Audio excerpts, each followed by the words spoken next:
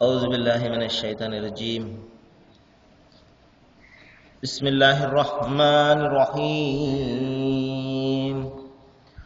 الله ولي الذين آمنوا يخرجهم من الظلمات إلى النور والذين كفروا أولياءهم الطاغوت ويخرجونهم من النور إلى الظلمات أولئك أصحاب النار هم فيها خالدون. صدق الله العظيم. అనంత కరుణామయుడు, అపార కృపాశీలుడు, పాలకుడు, పోషకుడు, సర్వలోక సృష్టికర్త అయినటువంటి అల్లాహ్ శుభనామంతో ప్రారంభిస్తున్నాను. సోదరులారా, సోదరిమణులారా, అయ్యలారా, అమ్మలారా, అస్సలాము అలైకుం వరహ్మతుల్లాహి వబరకాతుహు. దీని అర్థం, సర్వలోక ప్రభు అయినటువంటి అల్లాహ్ మనందరి జీవితాలలో శాంతి శుభాలను కురిపించునుగాక, ఆమీన్. ఇంతవరకు మీ ముందు మానవులందరి ప్రభు, సృష్టికర్త, దైవమైనటువంటి అల్లాహ్ తన చివరి ప్రవక్త, మహాప్రవక్త, మానవాళి ప్రవక్త అయినటువంటి ముహమ్మద్ సల్లల్లాహు అలైహి వసల్లం దైవం ఆయనపై శాంతిని కురిపించుగాక, ఆయన మీద సుమారు నేటికి 1500 సంవత్సరాలకు పూర్వం అవతరింపజేసినటువంటి చివరి మార్గదర్శక దైవ గ్రంథం దివ్య ఖురాన్ నుండి 257వ వాక్యం యొక్క 2వ అధ్యాయం 257వ వాక్యం యొక్క అరబీ మూలంను మీ ముందు పట్టించడం జరిగింది. దీని ముందు వాక్యాలలో దైవం చాలా స్పష్టంగా చెప్పడం జరిగింది, ధర్మం విషయంలో ఎటువంటి నిర్బంధం లేదు, మరి సత్యం అసత్యం నుండి ప్రస్ఫుటం చేయబడుతుంది, సత్యం స్పష్టంగా ప్రకటింపబడుతుంది. మరి ఎవరైతే ఇష్టం ఉన్న వాళ్ళు దాన్ని అనుసరిస్తారు, మరి ఎవరైతే ఇష్టం లేని వాళ్ళు దాన్ని తిరస్కరిస్తారు. దానికి వాళ్లకు పూర్తి అధికారం ఉన్నది, స్వేచ్ఛ ఉన్నది. అయితే మంచి మార్గాన్ని అవలంబించడం వలన కలిగే ప్రయోజనాలు అతనే పొందుతాడు, మరి చెడ్డ మార్గాన్ని అతను అనుసరిస్తే కలిగే నష్టాన్ని కూడా అతనే భరించవలసి ఉంటుంది. బరువులు మోసేవాడు ఎవడు కూడా ఇతరుల బరువును మోయడు. ఎవరి పాపాల నిమిత్తము, ఎవరి కర్మల నిమిత్తము వాళ్లే దానికి శిక్షను, ప్రతిఫలాన్ని అనుభవించవలసి ఉంటుంది. ఆ తర్వాత దైవము ఒక మాటను ఇక్కడ సెలవిస్తున్నాడు. అదేమిటంటే, ఎవరైతే తాగూతును తిరస్కరిస్తారో, తాగూత్ అంటే దైవేతర శక్తులు కానివ్వండి, దైవం కాకుండా సృష్టికర్త అయినటువంటి అల్లాహ్ ఆయన కాకుండా సమస్తాన్ని కూడా మరి తాగూత్గా చెప్పడం జరిగింది. ఇందులో ఆయనకు సాటి సమానం కల్పించడము, ఇంకా ఆయనను కాకుండా ఇతరులను వేడుకోవడము, ఊహ ద్వారా కల్పించడము, మన ఆలోచన ద్వారా కల్పించి ఆయనకు సమానులుగా కల్పించి ఆరాధించడము, ఆయన యొక్క ఆజ్ఞను విడిచిపెట్టి మన మనోకాంక్షల యొక్క దాస్యాన్ని చేయడము, ఇవి అన్నీ కూడా తాగూతుగా చెప్పడం జరిగింది. ఒక మాటలో చెప్పాలంటే నరకానికి ద్వారం అన్నమాట ఈ తాగూత్ అనేది. దైవం అల్లాహ్ ఇక్కడ సెలవిస్తున్నాడు, మీరు దానిని తిరస్కరించి ఎవరైతే నన్ను విశ్వసిస్తాడో, నేను చెప్పిన ఆజ్ఞ ప్రకారం ఎవరైతే నడుచుకుంటాడో వాడు సుస్థిరమైనటువంటి ఎన్నటికీ విడిపోనటువంటి ఆశ్రయాన్ని పట్టుకున్నట్లే. ప్రవక్త ముహమ్మద్ సల్లల్లాహు అలైహి వసల్లం వారు అంతిమ కాలంలో ఒక మాటను చెప్పడం జరిగింది, తరక్తుం ఫీ అమ్రైన్, నేను మీ మధ్య 2 విషయాలు వదిలి వెళ్తున్నాను, మీరు వీటిని గట్టిగా పట్టుకున్నట్లయితే మీరు ఎన్నడూ కూడా మార్గాన్ని తప్పరు. అది ఒకటి ఏమిటంటే దైవ గ్రంథము, 2 నా యొక్క సంప్రదాయము. దైవ గ్రంథం అంటే దైవము మనందరి కోసము, మన కాలం కోసం పంపినటువంటి అంతిమ గ్రంథం ఖురాన్, మరియు ప్రవక్త ముహమ్మద్ సల్లల్లాహు అలైహి వసల్లం వారి యొక్క సాంప్రదాయము, ఆయన పలికినటువంటి మాటలు, ఆయన అనుసరించమని చెప్పినటువంటి విధానాలు, ఈ రెండింటిని మీరు పట్టుకున్నట్లయితే మీరు ఎన్నడూ కూడా మార్గాన్ని తప్పరు. ఎందుకంటే దైవ మార్గదర్శకత్వము ఆయన గ్రంథము మరియు ఆయన ప్రవక్తతో పరిపూర్ణమవుతుంది. కేవలము గ్రంథాన్ని పంపించి ఆయన వదిలివేశాడు అనుకోండి, మనిషి అంటాడు గ్రంథం నాకు అర్థం కావడం లేదు, నేను ఏ విధంగా అనుసరించాలి అని చెప్పేసి వంకలు పెడతాడు. అందుకనే దైవము ఆ గ్రంథాన్ని చక్కగా వివరించి చూపించడానికి మనలోనే నైతికంగా ఉన్నతమైనటువంటి వారిని, ఏమాత్రం కూడా మచ్చలేనటువంటి వారిని తన ప్రవక్తలుగా ఎన్నుకుంటాడు. ఎవరు కూడా ప్రజలు వేలు పెట్టి చూపించడానికి ఆస్కారం లేనటువంటి జీవితం వాళ్ళది ఉంటుంది. కాబట్టి ప్రవక్తలు చాలా పరిశుద్ధులు, ఏమాత్రం కూడా పాపం అంటని వాళ్ళు. అటువంటి వాళ్ళనే దైవము మరి తన ప్రవక్తలుగా ఎన్నుకుంటాడు. అదేమిటండి, పాపం లేకుండా ఎవరుంటారండి అన్న ప్రశ్న వస్తుంది. చాలామంది ఉంటారు సోదరులారా. కేవలము మనకు అందరూ పాపాలు చేసేవాళ్ళు కనబడుతుంటారు, కానీ మంచి వ్యక్తులు కూడా ఉన్నారు. వాళ్ళు ఉండబట్టే మన ప్రపంచంలో దైవం ఈ విధంగా నడుపుతున్నాడు. అందరూ కూడా దుర్మార్గులు అయిపోయారు అనుకోండి, మరి దేవుని యొక్క శిక్ష మన మీద అవతరించేస్తుంది. కానీ మనలో చాలామంది మంచి వాళ్ళు ఉంటారు, మరి దైవభీతి పరులు ఉంటారు, పాపభీతి పరులు ఉంటారు, దైవాన్ని ఆరాధించే వాళ్ళు ఉంటారు, సమాజం కోసం పరితపించే వాళ్ళు ఉంటారు, మంచి చేయాలి అని ఆలోచన చేసే వాళ్ళు ఉంటారు, చెడు నుండి నిరోధించే వాళ్ళు ఉంటారు, చాలామంది ఉంటారు. కాబట్టి వారి కారణంగానే ప్రపంచాన్ని దైవం నడుపుతున్నాడు సోదరులారా. కాబట్టి ఇంకా ఎవరైతే ఆ శైతానును తిరస్కరించి దేవుని యొక్క ధర్మాన్ని ఎవరైతే మరి గట్టిగా పట్టుకొని ఉంటారో, గట్టిగా పట్టుకోవడం అంటే ఏదో చేతులతోటి గట్టిగా పట్టుకోవడం కాదు సోదరులారా. దీని అర్థం ఏమిటంటే దేవుని ఆజ్ఞను మీరకుండా ఆయన ఆజ్ఞ ప్రకారం జీవితం గడపండి. కేవలము 4 గోడల మధ్య ఉన్నటువంటి ఆరాధనాలయంలోనే కాదు, మీరు ప్రపంచంలో కూడా దేవుని దాసుని మాదిరిగా జీవించండి. ఒక తండ్రి ఏ విధంగా మంచి తండ్రిగా ఉండాలి, ఒక కుమారుడు ఏ విధంగా మంచి కుమారునిగా ఉండాలి, ఒక తల్లి, ఒక బిడ్డ, ఒక వ్యాపారస్తుడు ఎంత ఉన్నతమైనటువంటి మంచి వ్యాపారస్తునిగా ఉండాలి. ఈ విధంగా మనిషిని సమూలం కూడా ఆద్యంతం, ప్రారంభం నుండి చివరి వరకు అతని యొక్క నఖశిఖ పర్యంతం, తల నుండి చివరి అతని కాలి గూటి వరకు కూడా పూర్తిగా దైవ విధేయునిగా అతని జీవితం గడపాలి, దైవ విశ్వాసిగా జీవితం గడపాలి. ఈ విధంగా అతను గడిపినప్పుడు ఎన్నడూ కూడా అతను మరి నష్టాన్ని పొందలేడు అని దైవం ఇక్కడ భరోసాను ఇవ్వడం జరిగింది. ఆ తర్వాత సోదరులారా, ఇంకొక మాటను అల్లాహ్ ఇక్కడ సెలవిస్తున్నాడు. అదేమిటంటే అల్లాహ్ విశ్వాసులకు సంరక్షకుడు మరియు సహాయకుడును. చూడండి, మనకు ఏదైనా కష్టం కలిగిందనుకోండి, ఆదుకునేవాడు ఎవరైనా వచ్చినట్లయితే మన స్నేహితుడు కానివ్వండి, లేకపోతే మన బంధుమిత్రులు కానివ్వండి, మనకు ఎంత ధైర్యంగా ఉంటుంది. దైవం ఇక్కడ చెప్తున్నాడు, మీకు నేను సంరక్షకుడిగా ఉంటాను. సర్వలోక ప్రభు, సమస్త సంపదలకు యజమాని, సర్వశక్తిమంతుడైనటువంటి దైవమే మనకు సంరక్షకుడిగా ఉన్నప్పుడు మనకు ఏ విషయానికి భయం ఉంటుంది ఒకసారి ఆలోచించండి. ఆయన మనకు సహాయకుడును, అంతేకాదు అనుక్షణం కూడా ఆయన సహాయం చేస్తుంటాడు. ఎవరికండి? ఎవరైతే మరి ఆయన యొక్క ఆజ్ఞ మీద జీవితం గడుపుతారో అటువంటి వారిని ఆయన చీకట్ల నుండి వెలుగు తీసి వెలుగును చూపిస్తాడు. చీకటి అంటే ఏమిటండి? ఈ ప్రాపంచిక వ్యామోహాలు. చూడ్డానికి మనకు చాలా వెలుగుగా ఇది కనబడుతున్నాయి, కానీ వాస్తవానికి భయంకరమైనటువంటి చీకటి ఇదంతా కూడా. మనకు ఇప్పుడు తెలియదు, మరణం తర్వాత రాబోయే జీవితంలో మనకు తెలుస్తుంది. అక్కడ మనం వెలుగుగా భావించిందంతా కూడా చీకటిమయమైపోతుంది, మనము చీకటిగా భావించిందంతా కూడా వెలుగుగా మనకు కనబడుతుంది. సత్యం అసత్యం మాదిరిగా, అసత్యం సత్యం మరి అప్పుడు మాత్రం మనకు తెలుస్తుంది సోదరులారా. ఈ ప్రాపంచిక వాస్తవికత అనేది అప్పుడు మనకు తెలిసి వస్తుంది. అందుకని దైవం చెప్తున్నాడు, మిమ్మల్ని చీకట్ల నుండి ఈయన దైవము మిమ్మల్ని వెలికి తీస్తాడు, రుజుమార్గాన్ని చూపిస్తాడు. రుజుమార్గం ఏమిటండి? దైవ మార్గము, నైతికబద్ధమైనటువంటి మార్గము. ఎవరైతే దైవ మార్గాన్ని అనుసరిస్తాడో, ఎవరైతే దైవభీతిని కలిగి ఉండి, పాపభీతిని కలిగి ఉండి, మరణానంతర జీవితాన్ని గురించి ఆలోచిస్తూ జీవితం గడుపుతాడో అతడు మరి ఉన్నతమైనటువంటి నైతికబద్ధమైనటువంటి జీవితాన్ని గడుపుతాడు. ఎందుకంటే అతను చేసే ప్రతి పని, పలికే ప్రతి పలుకు గురించి ఆలోచన చేస్తాడు. అరే, నేను దైవం ముందు సమాధానం చెప్పుకోవాలి అని. దాంతో అతని జీవితం అంతా కూడా చాలా క్రమబద్ధంగా ఉంటుంది, నైతికబద్ధంగా ఉంటుంది, పాపాలకు తప్పులకు దూరంగా ఉంటుంది. మరి ఎవరి మనసులో అయితే దైవభీతి లేదనుకోండి సోదరులారా, మరొకసారి నేను జ్ఞాపకం చేయదలిచాను. దైవభీతి అంటే ఏమిటండి?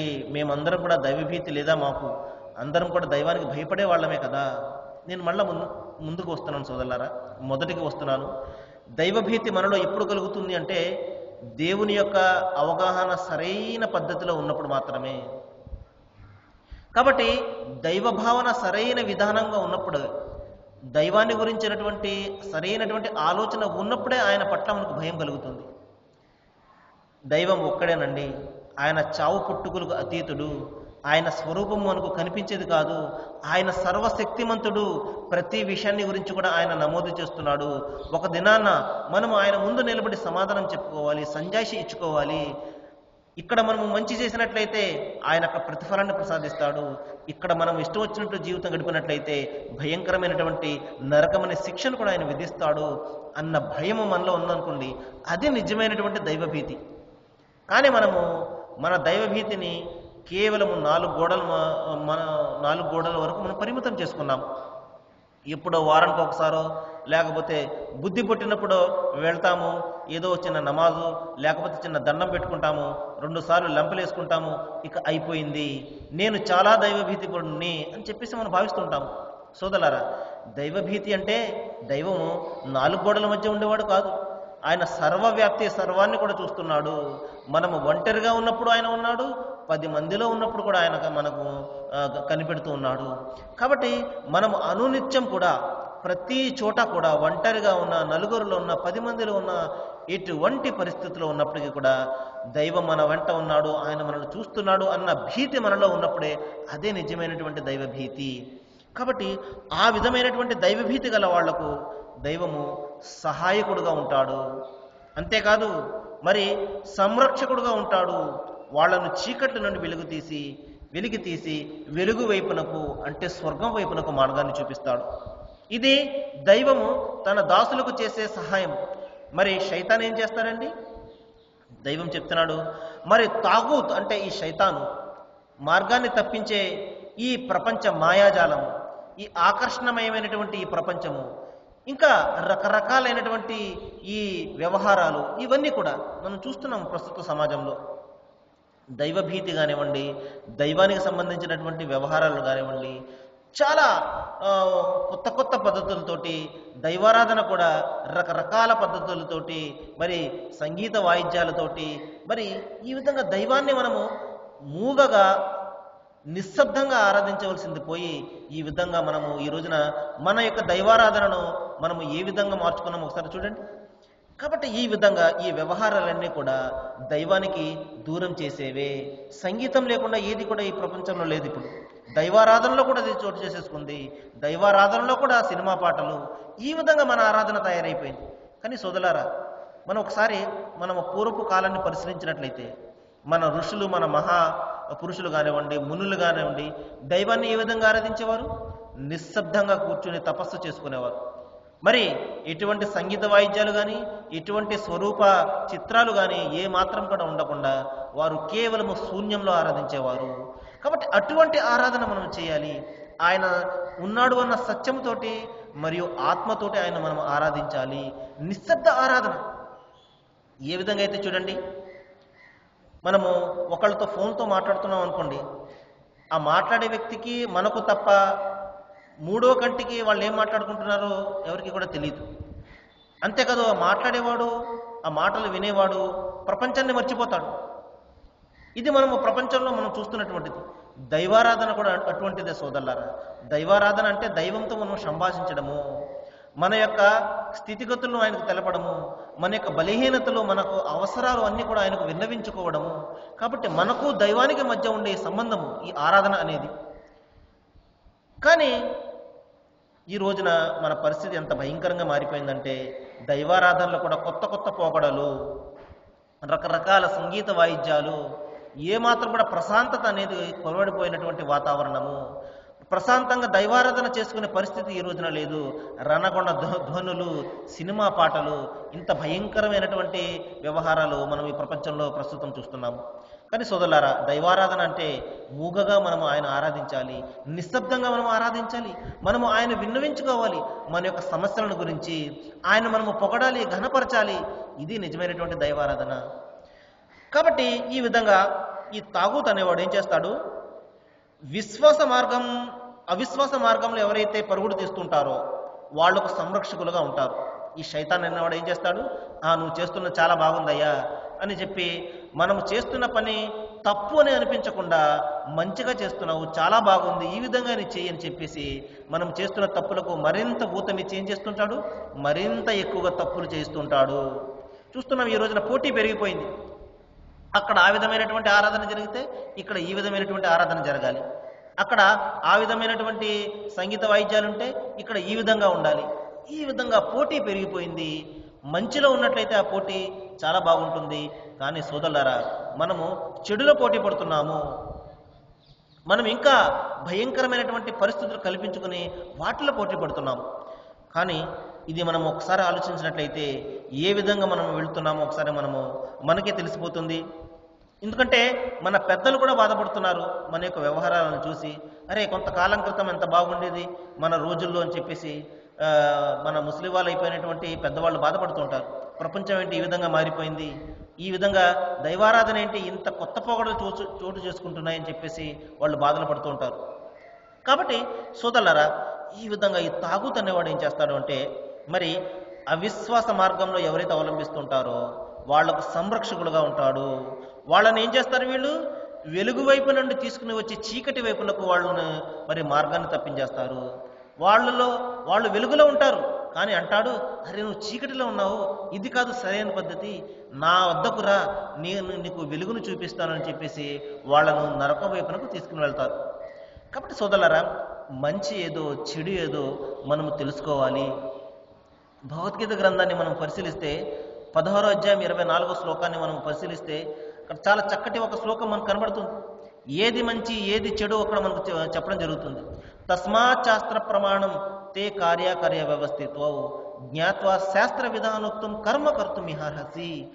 ఓ ప్రజలారా, మీకు ఒక పని చేయాలి లేకపోతే చేయకూడదు అని నిర్ణయించినప్పుడు శాస్త్రము మీకు ప్రమాణమై ఉన్నది. శాస్త్రంలో చెప్పబడిన దాన్ని మీరు తెలుసుకుని దాని ప్రకారం మీరు కర్మలు ఆచరించండి. మా నాన్నగారు, మా తాతగారు, మా ముత్తాతగారు ఈ విధంగా చేశారు, ఈ విధంగా ప్రజలందరూ కూడా చేస్తున్నారు, నేను చేస్తున్నాను. ఈ పద్ధతి ఉండకూడదు సోదరులారా. శాస్త్రంలో ఏం చెప్తుంది అని మనము తెలుసుకోవాల్సి ఉంటుంది. కాబట్టి దైవం మనకు అంతిమంగా ఒక శాస్త్రాన్ని పంపించాడు, అంతిమ వేదాన్ని ఖురాను రూపంలో మనకు పంపించాడు. అందులో మనిషి ఏ విధంగా జీవితం గడపాలో మనకు చెప్పడం జరిగింది, దైవారాధన ఏ విధంగా చేయాలో మనకు చెప్పడం జరిగింది. అంతేకాదు తన ప్రవక్తను పంపించి మరి ఒక నమూనాగా, ఒక మాదిరిగా మనకు చూపించడం జరిగింది. మీరు దైవారాధన ఈ విధంగా చేయండి, ఇంత నిశ్శబ్దంగా చేయండి, మీకు దైవానికి మధ్య ఉన్నటువంటి ఈ అనుబంధము, ఈ సంబంధం అనేది, ఈ ప్రార్థన అనేది, ఆరాధన అనేది, దీన్ని మీరు వేళాకోళంగా మలుచుకోకండి. కాబట్టి సోదరులారా, మరి ఈ శైతాన్ అనేవాడు ఏం చేస్తుంటాడంటే, నిజమైన మార్గంలో ఉన్నప్పటికీ కూడా మీరు తప్పుగా ఉన్నారు, అది కాదు ఇది మార్గం నిజమైనది అని చెప్పేసి రకరకాల పద్ధతులను కల్పించి దైవానికి మనలను మరింత దూరంగా చేస్తుంటాడు. కాబట్టి మనము గమనించాలి, మన యొక్క గ్రంథాలను గురించి మనము తెలుసుకోవాలి, గ్రంథాల్లో మరి ఉన్నటువంటి సత్యాన్ని గురించి మనము తెలుసుకోవాలి, దాని ప్రకారం మనం ఆచరించాలి. మరి అనాది నుండి కూడా దైవము అందరికీ కూడా మార్గాన్ని చూపించాడు. దైవం మనకు మార్గాన్ని చూపించలేదు, ఆయన ఏ విధానాన్ని మనకు తెలపలేదు అన్నది సాకు మాత్రమే, మనిషికి తెలియదు. దైవము ప్రతి కాలంలో కూడా తన మార్గదర్శకత్వాన్ని పంపించాడు. మరి అందులో భాగంగానే చివరిగా మనకు అంతిమ గ్రంథం ఖురాను ప్రసాదించడం జరిగింది. సోదరులారా, ఈ గ్రంథము కేవలము ఆధ్యాత్మిక గ్రంథం ఎంత మాత్రం కూడా కాదు, కేవలము మనిషిని 4 గోడల మధ్య పరిమితం చేసే గ్రంథం ఎంత మాత్రం కూడా కాదు. ఎందుకంటే మనిషి సంఘజీవి, అతను అనేక రంగాలు అతనికి ఎదురవుతుంటాయి. ఆధ్యాత్మిక రంగం ఉంటుంది, మరి సాంఘిక రంగం ఉంటుంది, ఆర్థిక రంగం ఉంటుంది, రాజకీయ రంగం ఉంటుంది. ఈ రంగాలలో అనేక సమస్యలు, అనేక ప్రశ్నలు ఎదురవుతుంటాయి. వీటినన్నింటినీ కూడా పరిష్కరిస్తూ అతను మంచి ఉత్తమమైనటువంటి దైవదాసునిగా తీర్చిదిద్దేదే నిజమైన ధర్మం అవుతుంది. మీరు కేవలము ఆరాధనలు ఈ విధంగా చేయండి, ఇక బయట మీ ఇష్టం వచ్చిన జీవితం గడపండి అని అతని ఇష్టానికి వదిలేసింది అనుకోండి, అది ధర్మం ఎంత మాత్రం కూడా కాదు. కాబట్టి మనిషిని పూర్తిగా సమూలంగా మరి ప్రక్షాళన చేయాలి, ఒక మంచి దైవదాసునిగా తనని మార్చాలి. అదే నిజమైనటువంటి ధర్మం అనిపించుకుంటుంది. మన అదృష్టం కొద్ది దైవం మనకు ఈ ధర్మాన్ని ఇంకా సజీవంగా మన కళ్ళ ముందు పెట్టడం జరిగింది సోదరులారా. కాబట్టి అంతిమ గ్రంథం ఖురాన్లో ఒక సందర్భంలో చెప్తున్నాడు, లఖద్ అన్జల్నా ఇలైకుం కితాబ ఫీహి జిక్రికుం అఫలా తాకిలూన్. ఓ ప్రజలారా, మీ వద్దకు నేను ఒక గ్రంథాన్ని పంపాను, అందులో మీ ప్రస్తావనే ఉన్నది, మీ సమస్యల గురించినటువంటి ప్రస్తావనే ఉన్నది, వాటికి ఏ విధమైనటువంటి పరిష్కారాలు నేను ఈ గ్రంథంలో మీకు చెప్పాను. వీటిని మీరు చదవకపోతే, మీరు తెలుసుకోకపోతే ఆ మానులు, ఆ మాకులు, ఆ జంతువులు తెలుసుకుంటాయో ఒకసారి ఆలోచించండి అని చెప్పేసి దైవము మరి ఎంతో ప్రేమగా మనలను మరి ప్రశ్నిస్తున్నాడు. కాబట్టి సోదరులారా, ఈ గ్రంథము మనందరి గ్రంథము, మన అందరి కోసం మనందరి ప్రభు పంపినటువంటి గ్రంథము, ఇది మానవాళి గ్రంథము.